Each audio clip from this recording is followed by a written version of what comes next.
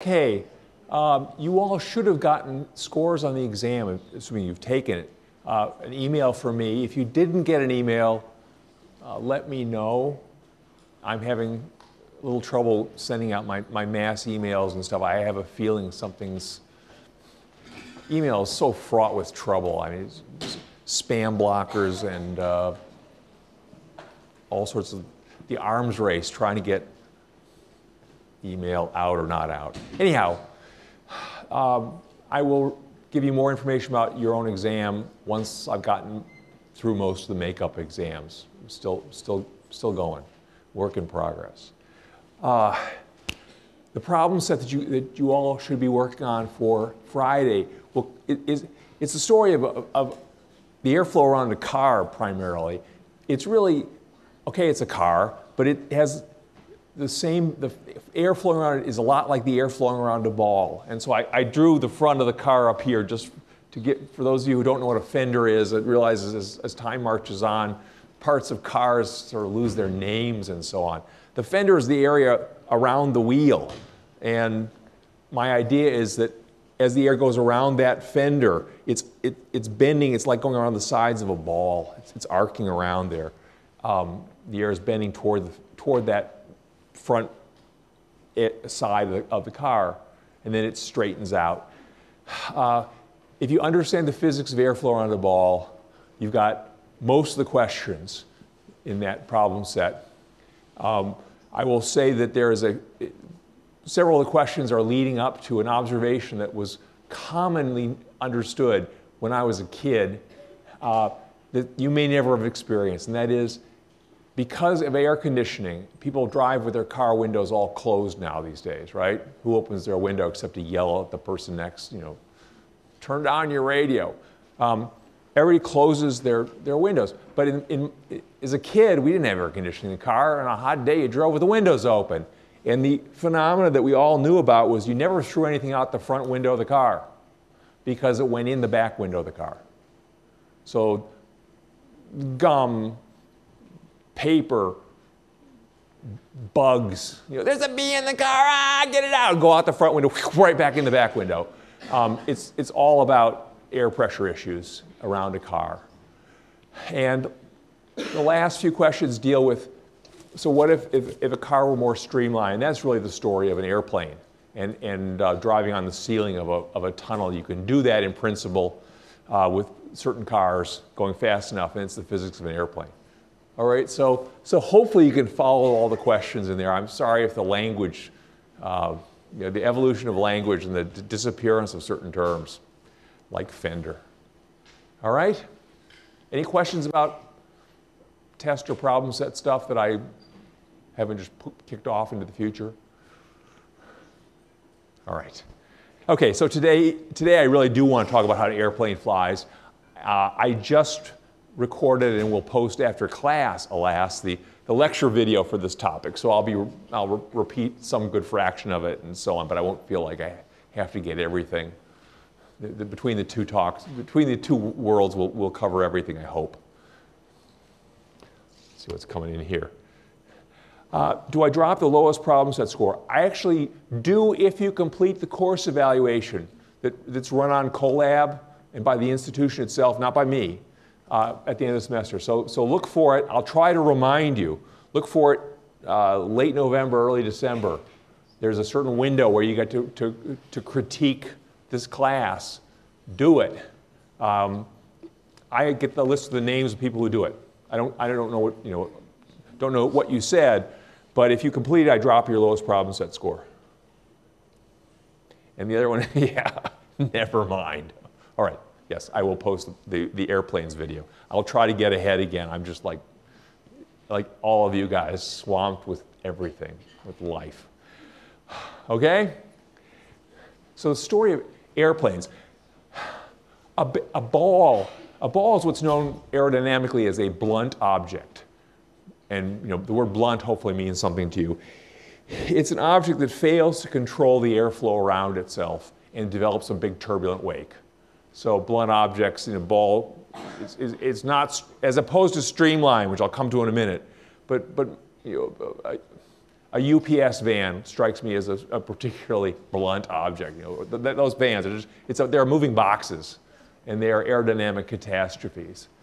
So what's the alternative? The alternative is an airplane, which is a streamline object. And these things are engineered so that the airflow around them remains laminar to the extent possible. They are very careful to control the airflow so that they don't create turbulent wakes, you know, in part because they don't want to get the air resistance that comes with the turbulent wake, and in part because then they lose the lift forces often that they want to use to support the plane and to steer it. So you've heard the term streamline forever, and what that, to an aerodynamicist, what that means is that the flow remains essentially laminar around the object. So a javelin is streamlined, whereas a discus is not. Although I should be a little careful. A discus could conceivably keep the airflow okay. If it's, you don't want to throw a discus face on. Sideways, it may be aerodynamically streamlined. Is that okay? So that's the first thing. If an airplane were not streamlined, we're traveling 600 miles an hour, the air pocket that it dragged behind it would just reflect a huge loss of momentum. It would be just pouring momentum into that air pocket, and it would struggle to keep going forward at 600 miles an hour. So streamline is just the name of the game. Next issue is it doesn't just move smoothly through the air, it supports itself with the air. And the force it needs to do that is clearly not a drag force. It's the other possibility, which is to say it's a lift force. We saw lift forces, I brought up lift forces before, with a ball that's spinning. A ball that's spinning does this amazing thing where it deflects the air to one side by the combination of two forces which are named. They're called the Magnus force and the wake deflection force. But the main thing with a baseball is that it manages to push the air to the side if it's spinning, and that results in it being pushed the opposite direction by the air. Well, a plane just does this much more naturally and much more effectively. It pushes the air downward so as to support itself. And you can think about this in a whole bunch of different, seemingly different ways that are all related. You look into the physics in detail and you discover they're all the same. The airplane deflects the passing airstream downward. So it pushes the air down, and that results in the air pushing it up. And that done properly supports the plane's weight. You can think of it also in terms of momentum. Gravity is continuously doing an impulse on all of us and on a plane, on everything. It's pulling down on everything and giving it a downward impulse every second. An object's weight times 1 second, an object's weight times 1 second, an object's weight times 1 second. That's an impulse every second. The same happens to a plane. It's having downward momentum poured into it. And to avoid falling, and what falling means is a falling object accumulates that downward momentum. So a falling ball accumulates the downward momentum given to it by weight. Plane doesn't want to become a falling object, so it gives away that momentum to the air. The air carries it away. So if there's ever a question like, what's the air doing after a plane goes by? It's heading downward. It's pushed down. Is that okay? It goes downward. Eventually gives the momentum to the ground, and then the loop is complete. How does it manage to push the air down? Well, that's a sort of a remarkable thing that it does. And it's hard for me to talk about this just by waving my hands. So I'm going to sort of break my tradition and just show you once again a view graph. And on occasion, it's worth doing it. So this is a picture out of the book, and it's actually, I did this by actually calculating the airflow around a wing. So this is actually an accurate drawing. It's literally not a drawing. It's a calculation. And what you can see here is the air that was traveling horizontally way off in the distance on the left. As it approaches a wing traveling towards your right, it encounters this. This is the wing in cross section. I've sliced through it. So all you're seeing is over big salami or something. We've just shaved off a slice. And so there's a slice of the wing, and the air was going along horizontally, hit this wing, and it leaves, and it doesn't leave horizontally. It actually leaves with a net downward deflection, which is essential. It had to happen. That's where the lift comes from deflecting the airstream. But what I want you to see in this drawing is how the streamlines, first off, the streamlines are there, and they never break up into turbulence in this flow. There's no air pocket behind this wing. In reality, there's probably little teeny bits of air pocket here and there. Wings aren't perfect. The flow isn't quite as perfect as you like. But it's pretty nearly perfect. And so you get a flow that looks like this. The streamlines, if you follow various ones, this one that hits and stops is a weird streamline of infinite thinness. So there are no air molecules sort of in it. And they do come to a stop there. It's got a name. It's called a stagnation point, but it's not important. But it divides the world into the flows that go over the wing and the flows that go under the wing. And if you follow the streamlines that go over the wing, they initially bend away from it, from below. They arc around in a funny way, and then they swoop over the top of the wing. And during that swoop over the top of the wing, they're bending ferociously toward the top of the wing. And for that to happen, for a flow of air to bend toward the wing, something's got to push it. So this is my usual story is like, okay, the airflow is bending toward the surface, and if you go far enough away from the surface, the pressure is atmospheric. So the pressure near the surface has to be less than atmospheric in order that basically the two sides are pushing on the airflow, and the side nearest the top surface doesn't push very hard. It's low pressure. And the flow bends toward the surface. I hope that's followable. So this airflow going over the top of the wing, here, particularly in the front, this side that first encounters the air is known as the leading edge of the wing. Just to give it a name, this place where the wing last touches the air or interacts with the air is called the trailing edge. It's just naming things, and this is what airplane people refer to. Leading edge, trailing edge. Here on the top of the leading edge, the air is bending toward the surface. The pressure there is very low, way below atmospheric pressure. That's ultimately what allows the air to bend toward the surface. And at the same time, in order to have that low pressure, the air had to do something with its pressure potential energy. It turned it into kinetic energy. So the air is traveling very fast there. So the speed with which the air is traveling over that top surface is way above just the normal flow speed. And you can see those two effects in the color that my convention is the red end of the rainbow colors of the rainbow spectrum of light is low pressure. The violet end of the rainbow spectrum is high pressure. So this is very low pressure on the top of the wing, and that's half the lifting force. There's very low pressure on top of an airplane wing. When you look out the window and you look at the wing, and it looks all happy and normal, nothing complicated. Be aware that there's very fast moving air over there, and it's way below atmospheric pressure.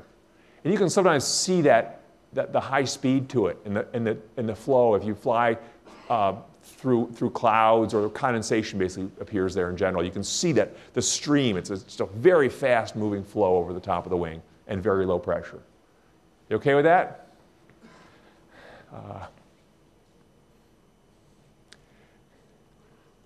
There you are.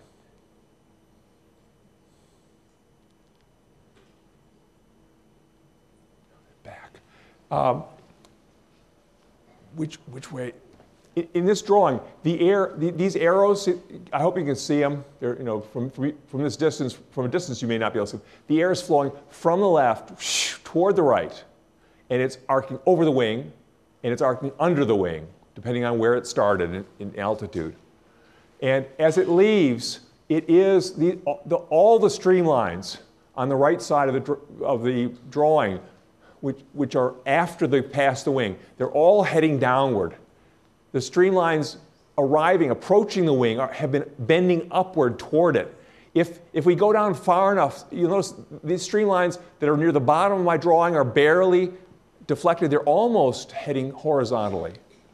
And if this picture is sort of cut out of a much larger world, if we had a much larger world, we would see that the streamlines are all horizontal out here, and they're tilted downward. There's a big patch of them that's tilted downward on the right side. Is that okay?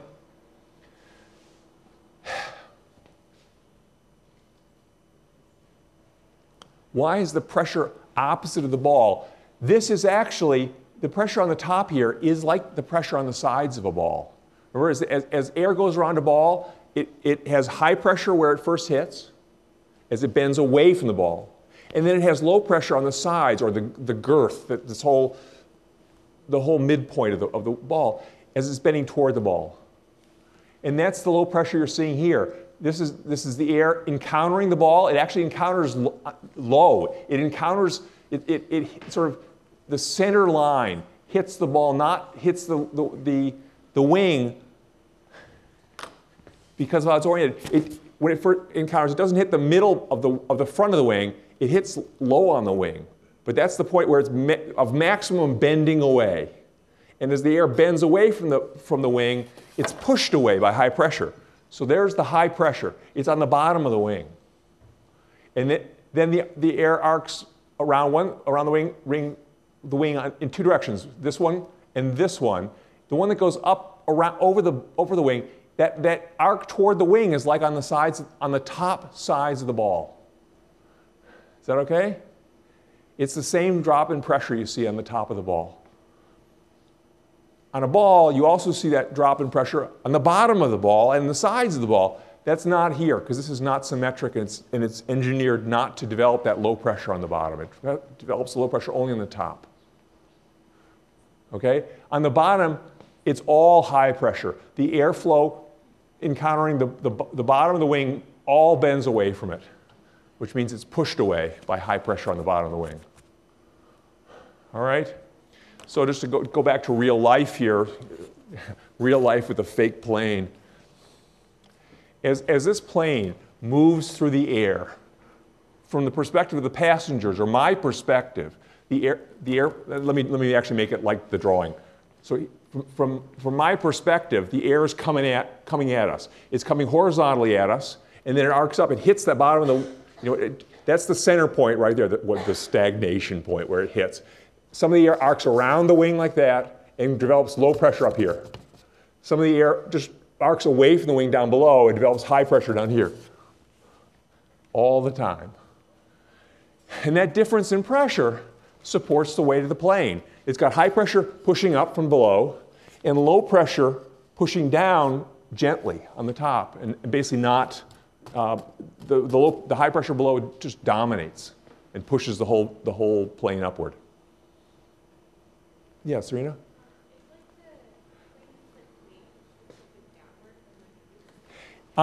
So Serena's question is how, you tilt the plane. If in this drawing up there, the plane is tilted so that the cross section, if I slice through it, looks like this. It's a plane with its nose high and at the same time the leading edge of the wing is high. That's known as the angle of attack of the wings. So the angle at which the wings, the air, the wind, was actually known as the virtual wind, approaches the wings. That's known as the angle of attack. This is a high angle of attack. This is zero angle of attack, straight into the wind. This would be a negative angle of attack. If the plane did this, the bends would reverse. It depends a little bit on the shape of the wing. In the drawing I've put up there, the shape of the wing, the top and bottom of the wing itself is symmetric. They're identical. And in that case, if you angle the plane down like this, it will get, the flow will be upside down. You'll have low pressure on the bottom of the wing, high pressure on the top. It'll be pushed down. This will get a lift force, air quotes, downward. So if you want to make the plane go down very fast, do this. So planes that are diving deliberately, which is not most passenger planes. I've been in a little plane that did this one time in my life, and that was more than enough. And then they get downward lift forces. They actually go downward faster than gravity alone would take them. Is that okay? Yeah, Alex. So what's pictured there, is that while the plane is just kind of close to the ground, not while it's gaining altitude? This arrangement, sorry, think. You know, so Alex's question is this sort of in steady horizontal flight now while it's gaining or losing altitude? As long as it's not gaining or losing altitude dramatically, it could also include going up or down. Because if you're gradually increasing altitude, the air is coming at you almost horizontally, and so this all still works. And the same with downward. If you are gaining or losing altitude dramatically, then you have to take into account the fact the air is coming at you not horizontally anymore. It's coming at an angle. And the airflow around the wings needs to sort of, it's affected by that. And that's why this onrushing air, which is the air as viewed by the plane and people in the plane, I think pilots call it the virtual wind. And it takes into account, actually, is the air stationary as viewed by people on the ground, or is it actually moving? If it's moving, it matters, because you're not actually going into horizontal air anymore. So the virtual wind takes into account all the complexities of why the air is coming at you at funny angles. And the lift you get depends on what angle it's coming at. If the air, for example, is coming at you from like this, swooping down at you, which it would if you're gaining altitude rapidly, then you have to take that into account. You're not going to get very much lift out of it. It's coming at you from above. And if it's coming at you from below, you're going to get too much lift from it. So this happens for planes that are diving. The air's coming at them from below, and they have to correct for that. And it means that as somebody who dives down and then pulls out of the dive, that pulling out, they have to be prepared for the fact the wind is not coming at them horizontally. It's coming from below. Plan on it. It will change how the plane will respond. Is that okay? Yeah. So while the plane is at cruising altitude, is the angle of attack slightly positive? When a plane is at cruising altitude and just cruising horizontally, constant velocity, the plane's, how is the plane tipped? The wing is shaped and tipped so that it gets just enough lift to balance its weight. If they tip the wing too much, a higher angle of attack, which they do typically by raising the nose of the plane because the wing is rigidly fixed onto the plane, if they could tip the wing independently, the plane could stay exactly horizontal and do this. This is just sort of an aside. You don't go in the direction the plane is tipped. That's just used to control the tip of the wing. Everything else, the internal tip and whether stuff rolls around the aisle in the plane, irrelevant. But anyway, if you're cruising at constant velocity horizontally, the tip of a typical plane is a little nose high, I believe, in order to get the wings leading edge a little high. They can get some amount of the lift just by shaping the wing asymmetrically, more curvature on the top than the bottom. So if you cut the cross section of a real plane, cut through its wing and look at it, it may well and probably isn't symmetric top and bottom. It's designed to have a little bit of a different curve on the top and the bottom to deflect the airflow differently and to obtain lift even when it has zero angle of attack. An exception to that would be stunt planes. Stunt planes, which are going to be flying upside down as often as they are flying right side up. You know, crazy people do crazy things. I do not want to look at the ground through the window upside down, but they do. Those are typically symmetric because if you're going to be flying upside down, right side up, you don't want to have the plane behave wildly differently. Need very different angles of attack when it's upright versus upside down. This was the movie Flight. Was Denzel Washington? Was that the right person where he flew the plane upside down for a while? In a stunt plane, that's easy to do. In a commercial jet, they're not designed to fly upside down. I guess they can do it, but they probably need much more angle of attack because of the shapes of their wings. Anyway, you can do things in movies. What else do I want to say with this? Other questions? You guys? Yeah, Sophie. What about the difference between the shape of the wing and the body?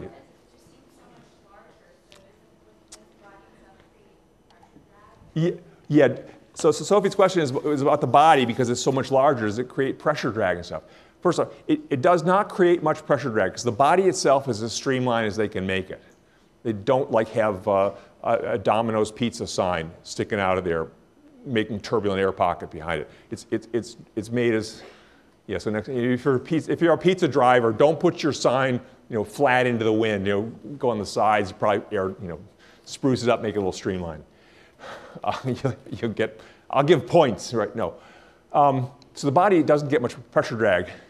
It does, however, probably get some lift because the airflow over the top, it's a lot like your problem set. That airflow over that top, that arc in there, means there's probably low pressure developing around here. So there's a little bit of lift right on the leading edge of the airplane. I don't know, it's not symmetric. They may get more lift up here. And there have been planes built that are called lifting bodies. The body itself develops the lift, and they don't even need wings. Okay? So you can make weird shaped objects that fly, that don't have wings. Is that okay? Evidently, lifting bodies have not been so successful that you see them everywhere. I think they're sort of like, oh, we can try this, and I don't know. Sometime I'll look it up and see how successful they have been. They've certainly worked on it.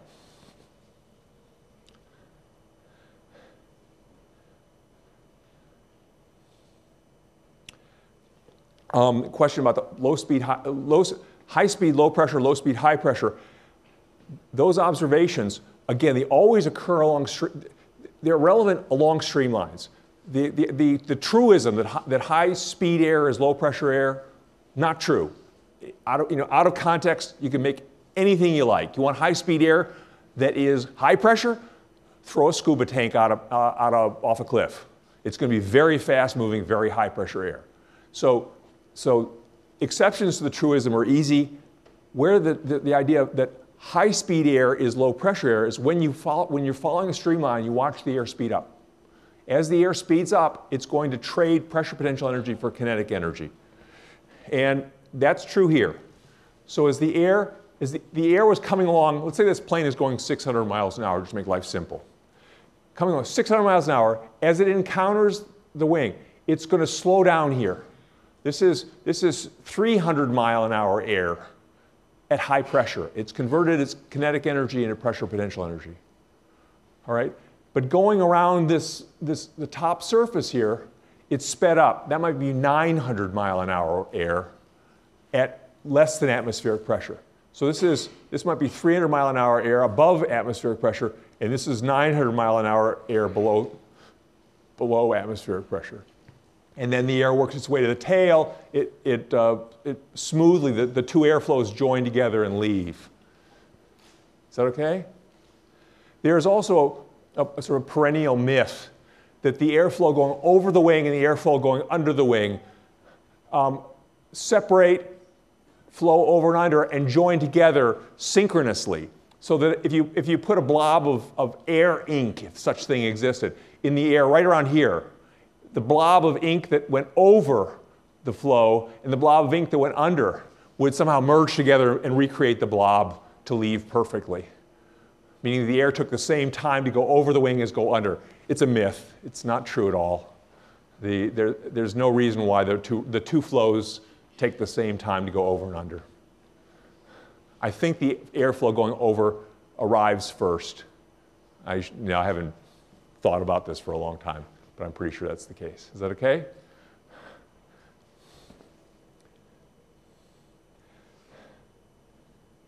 How do planes with two sets of wings work? So like the old ones, the World War I flying ace with 2 wings or 3 wings. Actually, the original planes, the Wrights, and I'll say again, the Wright brothers were not just dinking around. They weren't just a bunch of bicycle mechanics that thought, oh gosh, let's put wings on this bicycle. They were serious aerodynamicists. They really knew what they were doing. They invented some amazing stuff. I'll come to, I think it's Orville's, I should remember this, Orville's realization that propellers are rotating wings that revolutionized, that basically made flight possible. The multiple wing idea is, if you got one wing and you stack a second wing over it and far enough away that they don't too severely interact with each other's airflows, it's just two wings. You got twice the real estate to work with to interact with the air. They surely, if you stack them too close, they're going to be interfering with each other all over the place and make a mess. Don't do that. Put them far enough apart that you can sort of deal with one's airflow independent of the other. And that's what people did. That's why they separated them by some good number of feet. And why do you need so many? It's because if you think about flight, the goal of the wings, the purpose of the wings is to push the air down. And you need to give the air all of the momentum you're getting from gravity. Well, that means you want to push on as much air as you possibly can. I mean, let's just say enough air every second to give it your momentum that you got from gravity. Well, if you're going very slowly, which early planes did, 100 miles an hour is probably fast for them. They don't encounter very much air because of their speed. They're just not running into that much. So they have to reach out and grab as big a cross-section of air as they can. So that the multiple wings made sense back then. Even today with the little putt-putt planes that are two-seaters or four-seaters, they just don't go that fast. Don't encounter that much air by virtue of speed, so they make up for it by having bigger wings, relatively speaking. Often more heavily curved wings as well. Commercial aircraft go pretty fast, jets. The jets go fast. They encounter a lot of air just because they're moving. Every second they travel farther, and they touch more air that way. So they don't need as big wings. And this explains really not evolution, but the change that occurs in commercial aircraft's wing structure between landing and flying and between takeoff, flying, and landing. If you've flown in these planes, you watch them change the shapes of their wings. During takeoff and landing, they're not traveling very fast. Nobody wants to land a plane at 600 miles an hour. In principle, you can do it, but you need a runway, So what do? They slow down, and they take off at 150 miles an hour, give or take, land 150 miles an hour, give or take. And to compensate for the loss of air that they encounter by virtue of speed, they make the wings bigger and more heavily curved. They have slats and flaps that come out from the wings to extend them to get more lift, given the slow speed. Is that okay? At high speed, when they're moving fast, no problem encountering enough air, they pull in. They shrink the wings. And for fuel efficiency, they shrink the wings actually to sort of as small as they can work with because of viscous drag issues.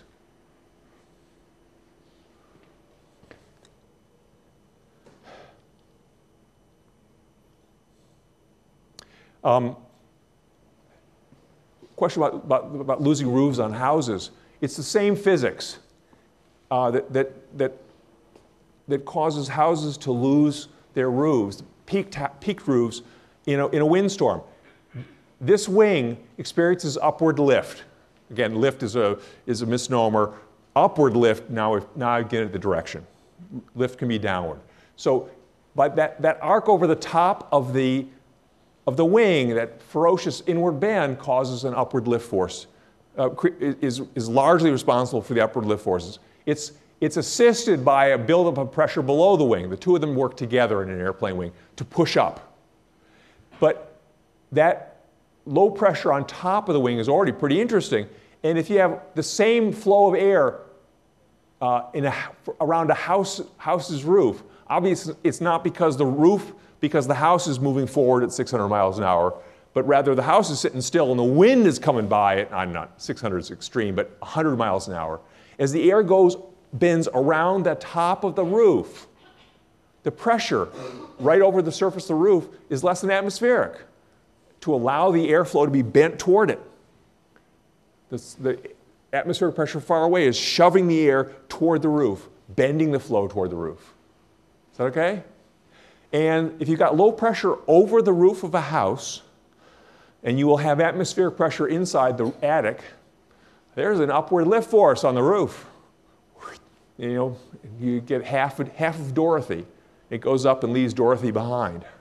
So that's why it's important to strap the roofs of houses down against the unlikely but not impossible appearance of a lift force on the roof, one that's stronger than the roof's weight and causes the roof to actually accelerate upward if you don't tie it down. Okay?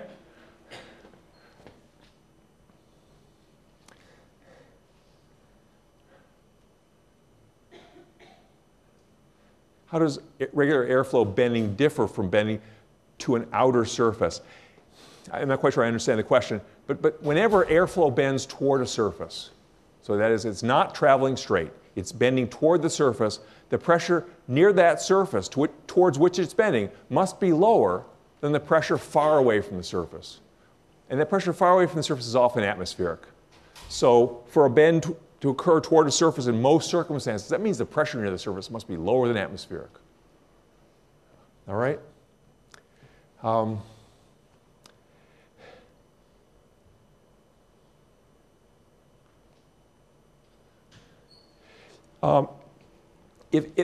If an airplane had an angle of attack of like 45 degrees, wouldn't it be easier for the air to flow under the surface rather than over? So let me show you what I think we're talking about here.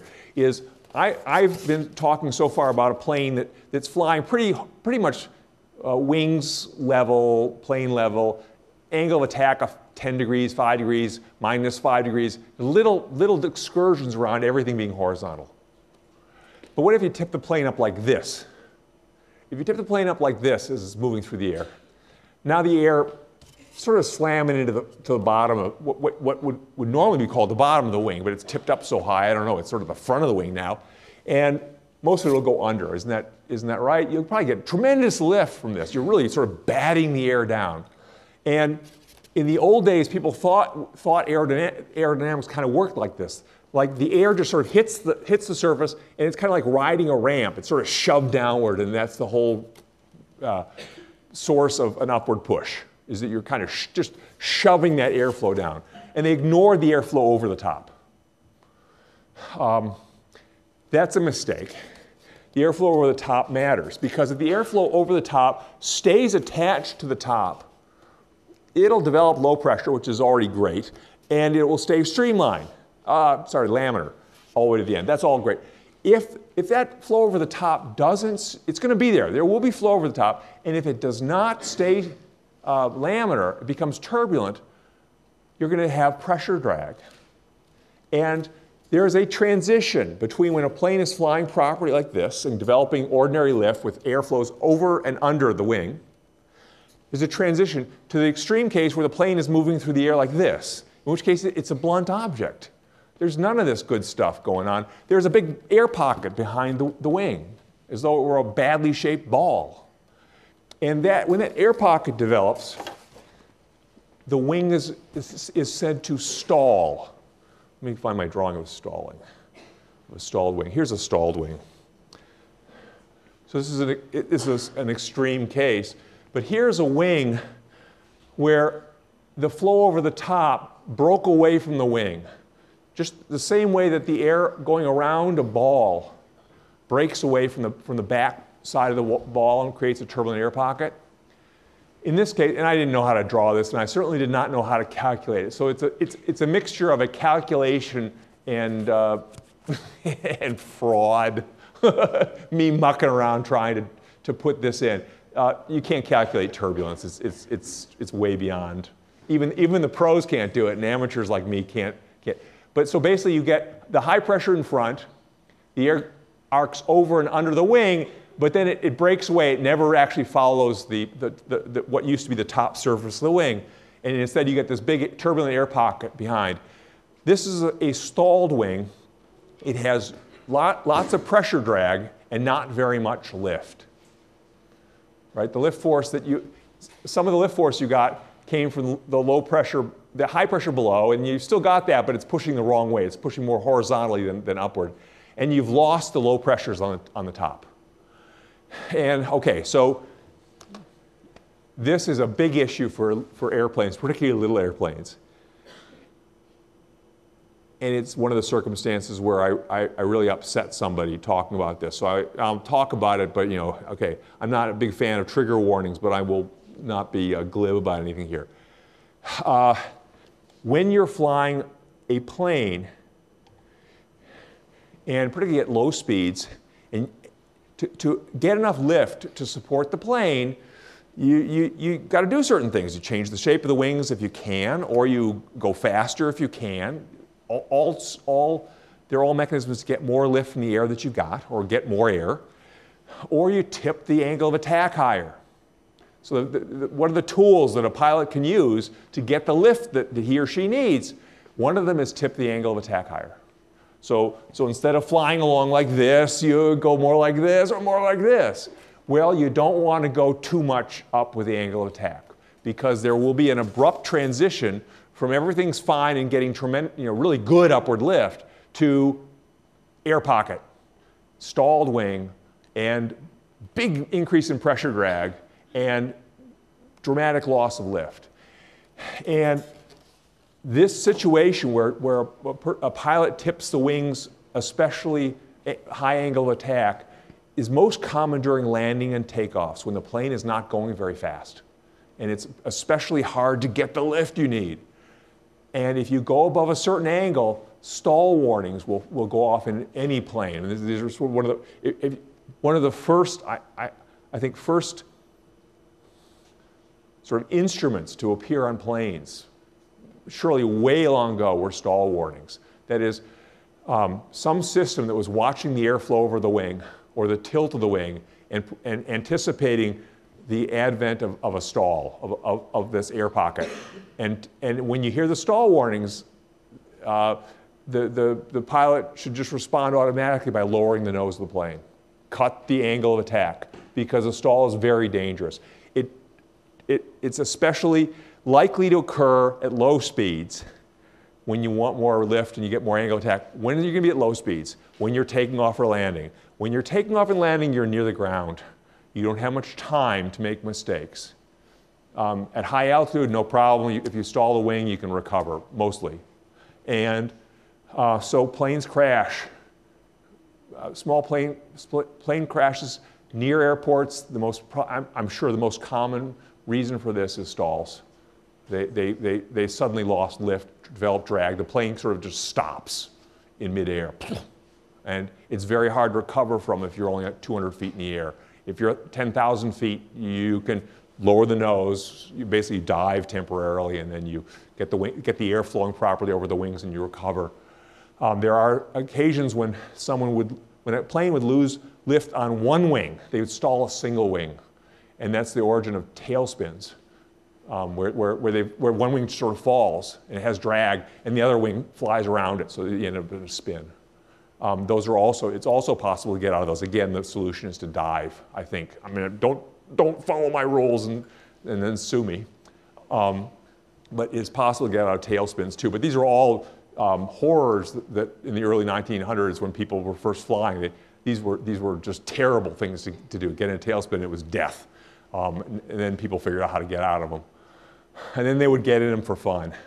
And in acrobatic shows, people just do it because, hey, look at this, I'm in a tailspin, this is great. But prior to understanding how they worked and how to get out of them, bad news. Installing's bad news.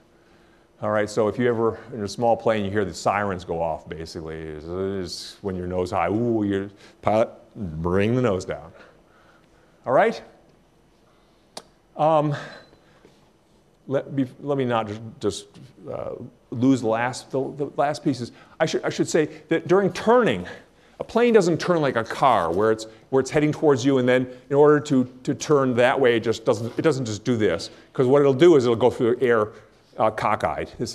Which is not good, and you can lead to stalled wings and stuff like that, tailspins. So what it does instead, if it wants to turn that way, it tips, and now the lift that the wings are generating, still there, it's not vertical anymore. It's cockeyed. It's at this angle. So part of it goes to support the plane, and part of it goes to accelerate the plane that way. All right?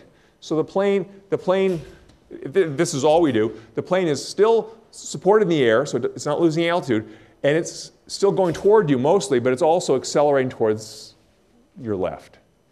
Having a plane go sideways is still not a good idea. So they also use this vertical fin, I think it's called vertical stabilizer. They use it to reorient the nose. So as they're tilted, they're going to accelerate that way. They also steer that way. They kind of steer into the turn.